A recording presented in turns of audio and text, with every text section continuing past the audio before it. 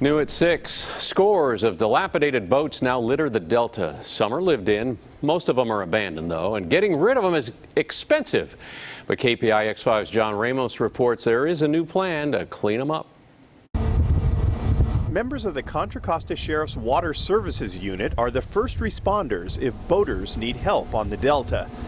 But some boats out here are way beyond help. They just dumped it there and got rid of all the numbers and stuff, so it cannot be identified. Deputy Gary Madison says this old fishing trawler was deliberately left here to sink in the waters off Pittsburgh.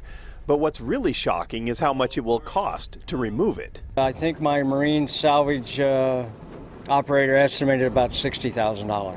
Just to get rid of that? Correct. Madison heads up the Derelict boat program out here, and he's not hurting for business. There are old ships and barges half sunk, both in the small harbors, and some, like this new barge they just found today, are right in the boating channel. Many of the vessels are bought as junk for a few dollars and dragged out here as makeshift housing, and there's not much anyone can do about it. Every violation is a misdemeanor or an infraction, so they only get citations. Even though it could cost hundreds of thousands of dollars to fix this. That's correct. The classic case was the Spirit of Sacramento, an old paddle wheeler that a man bought for $1,000. When it sank, it cost the taxpayers $3 million to remove it.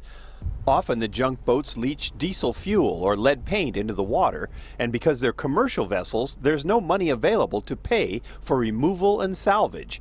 But Assemblyman Jim Frazier has introduced AB 2441 to use state land leasing fees in the Delta to create a salvage fund to get rid of the old boats and finally give Madison what he needs to do his job. We have plenty of issues. If we have the funds, we can very easily spend as much as they give us. In Contra Costa County, John Ramos, KPIX 5.